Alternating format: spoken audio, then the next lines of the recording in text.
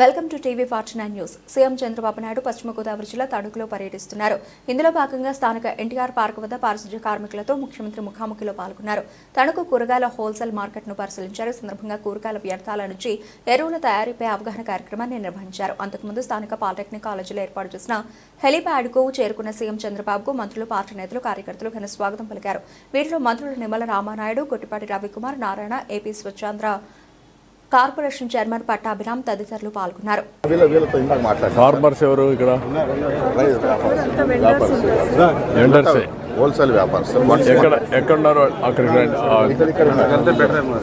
అక్కడికి వెళ్దాం. Wholesale market sir ఇది. ఈ హోల్సేల్ మార్కెట్లో, వెజిటబుల్స్ మార్కెట్లో ఎంతమంది ఉన్నారు మీరు? మొత్తం 40 మంది. 40 షాపులు ఉన్నాయి. ఎంత వేస్ట్ వస్తూ ఉంది? డైలీ టన్ను వస్తుందండి. 1 టన్ను వస్తుంది. ఇప్పుడు మీరు ఇది కన్వర్షన్ ఎంత పెట్టారు? ఇది 150 sir, 150 kgs per day sir. అది as proof of concept pilot బేసిస్లో తెచ్చినాం సార్. 150 kgs per day. వీళ్ళకి ఇది అలవాటు చేయమని చెప్తున్నాం సార్. అంటే 2 aspects. What is the capital cost, what is the operation cost, రెండో తీసేస్తే what is the profitability over a period of time. That is circular economy. Simple question. This is one initiative you are taking. That's very good.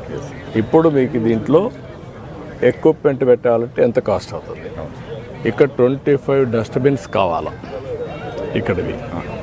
1 టన్ అయినా అంటే 1 టన్ అయితే అక్కడి నుంచి రొటేషన్లో 26 డేకి వస్తుంది. అక్కడి నుంచి రొటేషన్ వెళ్ళిపోతుంది. ఇక్కడ 25 1 టన్ వస్తే ఎంత వస్తుందో నాకు ఒక ప్రాజెక్ట్ రిపోర్ట్ తయారు ఇచ్చి పెట్టండి.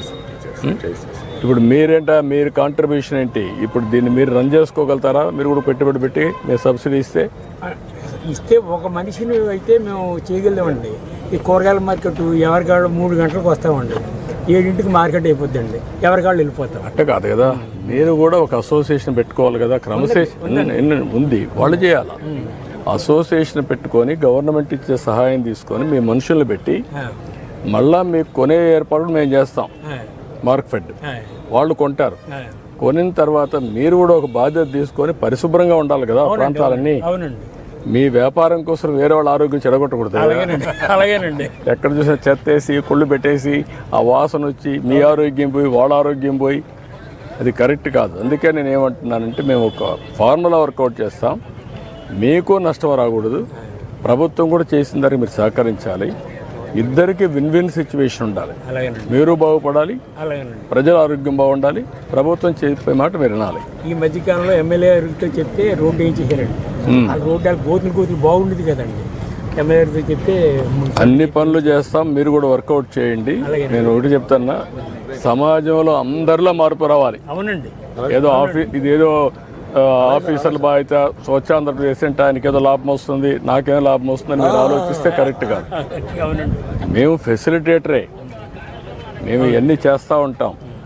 మీరు వ్యాపారం చేస్తున్నారు, 10 రూపాయలు సంపాదించుకోవాలి. అదే సమయంలో మన సమాజం ఎట్లుందంటే ఇంట్లో చెత్తంతా ఒడుస్తారు, ఎత్తుకొచ్చి రోడ్డు మీద వేస్తారు, లేదంటే పక్కింట్లో వేస్తారు. మీరు కూడా రోడ్డు మీద కానీ పక్కింట్లో వేస్తే పక్క షాప్లో వేస్తారు.